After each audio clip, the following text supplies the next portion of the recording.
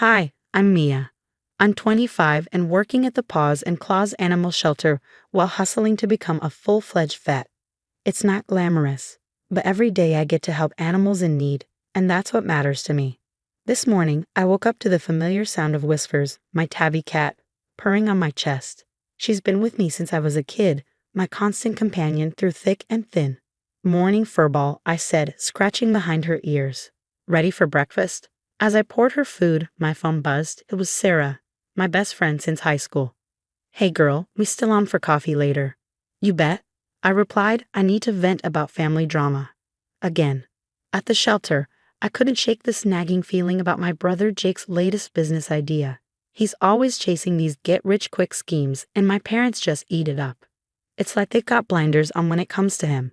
Later, at the coffee shop with Sarah, I finally let it all out. I swear, Sarah, if Jake asks me for money one more time, I'm going to lose it. Sarah rolled her eyes. Girl, you need to stand your ground. What about your dream of opening your own clinic? I know, but it's hard when my parents are constantly on his side. It's like I'm invisible unless they need something from me. Just then, my phone rang. Speak of the devil, it was Jake. Hey sis, got a minute? I sighed, mouthing it's him to Sarah. What's up, Jake? So I've had this amazing opportunity, he started, his voice dripping with fake enthusiasm. But I need a little capital to get it off the ground. Think you could spot me a loan? I pinched the bridge of my nose, feeling a headache coming on. Jake, we've been through this. Remember the food truck fiasco, or the revolutionary juicer? This is different, I swear. It's a sure thing this time. Sorry, but no, I'm saving up for my own goals, you understand, right? The line went quiet for a moment. Yeah, whatever. I'll figure it out myself, he muttered before hanging up without saying goodbye. Sarah gave me a sympathetic look. You did the right thing, Mia. I nodded, but I couldn't shake the uneasy feeling in my gut. That evening, I trudged up to the house, exhausted from a long day at the shelter. Whiskers, I'm home. I called out, expecting her to greet me at the door like always. But the house was eerily quiet. Whiskers, here, kitty. I searched every room, my heart racing. That's when I noticed my parents acting strange. Mom, Dad, have you seen Whiskers? They exchanged a glance that made my stomach drop. Oh, honey, my mom started, not meeting my eyes. I'm sure she's around here somewhere. Dad jumped in, a little too quickly, probably just out exploring. You know how cats are.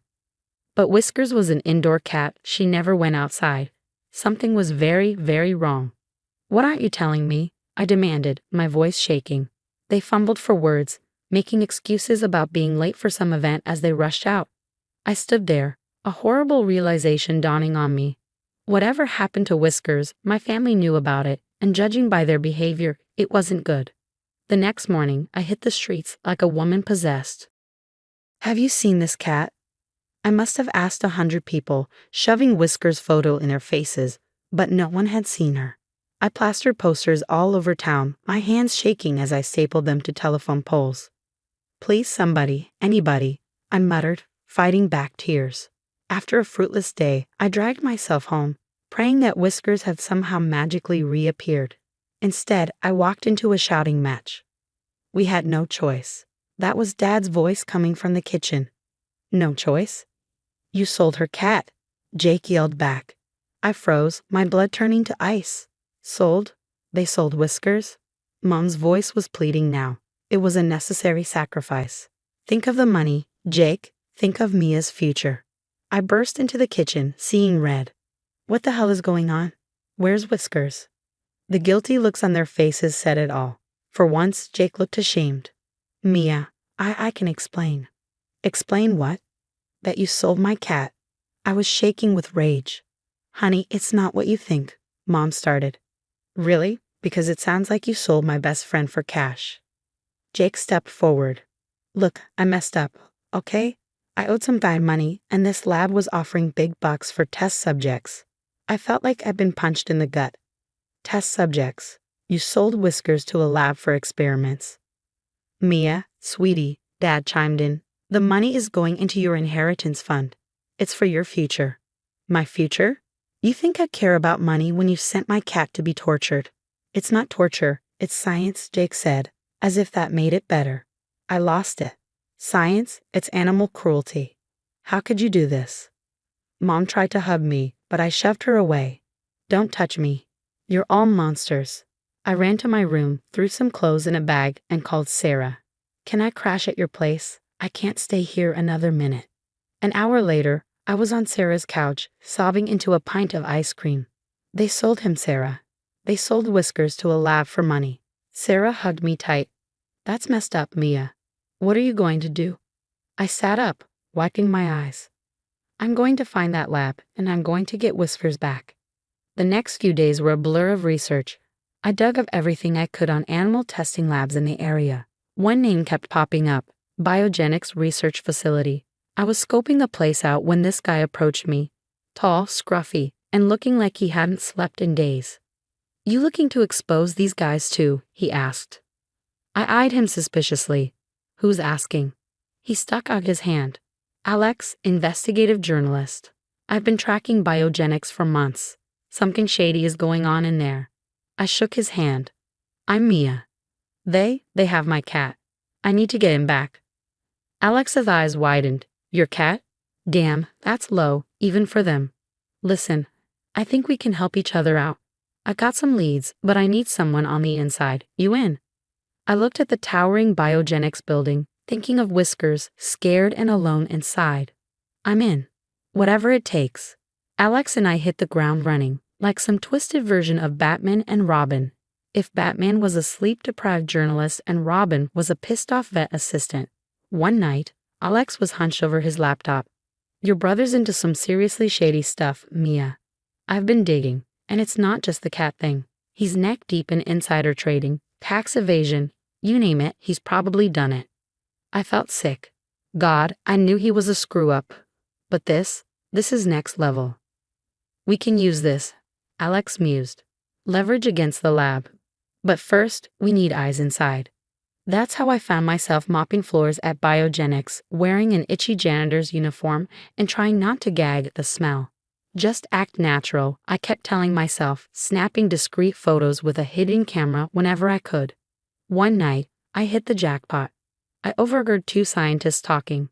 The latest batch isn't responding well to the treatment. Up the dosage, we need results before the FDA inspection. But the side effects, not our problem. Just do it. I felt my blood boil. These people didn't care about the animals at all. Then I saw him, Whiskers in a cage, looking so small and scared. I wanted to grab him and run, but I knew I couldn't. Not yet. I had to play the long game. I'm so sorry, buddy, I whispered. I'll get you out of here, I promise. Weeks passed. Alex and I built our case, piece by damning piece. Photos, recordings, financial records. We had it all. This is it, Mia? Alex said, holding up a flash drive. Everything we need to bring these bastards down. We sent anonymous tips to every news outlet and law enforcement agency we could think of. Then we waited. While we waited for the hammer to fall on Biogenics, I decided it was time for a family chat. I stormed into my parents' house and slapped a folder of evidence on the kitchen table. You want to know what your precious Jake's really been up to? I snarled. Tax fraud, insider trading, selling animals for illegal experiments. He's going down, and he might drag you down with him. Mom's face went pale. Dad stuttered. Now, Mia, I'm sure there's an explanation. An explanation? Are you kidding me? He sold my cat. He's been breaking the law left and right, and you're still defending him.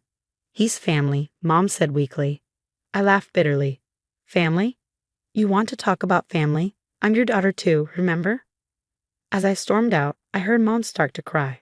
Part of me wanted to turn back to comfort her, but a bigger part knew this was long overdue. They had made their bed, and now they had to lie in it. Back at Sarah's, I paced nervously. What if it's not enough, Alex? What if they get away with it? Alex put a reassuring hand on my shoulder. They won't. Trust me, Mia, the truth always comes out. I nodded, trying to believe him. As the sun set, I stared out the window, thinking of Whiskers and all the other animals still trapped in that lab. Hang in there, guys, I whispered. Justice is coming. The day of the raid, I was a bundle of nerves. Alex and I watched from across the street as cop cars and animal control vans swarmed biogenics. It was chaos. "Miss, you can't go in there," an officer shouted as I rushed toward the building. "My cat's in there," I yelled back, ducking under the police tape. Inside it was pandemonium. Scientists were being cuffed, animals were howling. And in the middle of it all, I heard a familiar meow. "Whiskers," I cried, spotting him in his cage. I scooped him up, holding him close. "I've got you, buddy. You're safe now." As I helped rescue other animals, I saw Jake being led out in handcuffs. "Mia," he called out. "Tell them this is a mistake." I stared at him coldly. "The only mistake was trusting you, Jake." The fallout was brutal. Jake's arrest was all over the news, along with his laundry list of crimes. My parents' phones rang off the hook with reporters and angry business associates. I overheard Mom on the phone one day. "No, please, we had no idea. Of course, we're still good for the investment. Hello, the family business tanked." Former friends crossed the street to avoid my parents. It was like watching a car crash in slow motion. Meanwhile, I had my hands full. The settlement from biogenics was substantial, and I knew exactly what to do with it. Mia's Miracle Animal Sanctuary. Sarah read the sign as we stood in front of the sprawling property. "It's perfect, Mia." I grinned, watching the rescued animals roam freely. It's a new start for all of us. Later that night, I sat on the porch with Whiskers purring in my lap. I thought about everything that had happened. The betrayal, the fight for justice, the hard choices I'd had to make. "We did it, Whiskers," I said softly, scratching behind his ears. "We made it through." As I looked out over the sanctuary, at all the animals we'd saved, a sense of peace washed over me. This was where I belonged. This was my real family now. Sure, the road had been tough. There were days I doubted everything. But sitting here, surrounded by the fruits of our labor, I knew it had all been worth it. Mia's journey through betrayal and triumph has come to an end. Now I have a question for you. If you were in Mia's shoes, would you ever forgive your family for betraying your trust and selling your beloved pet, even if they claimed it was for your future benefit? Or do you believe some actions are truly unforgivable? Share your thoughts in the comments below.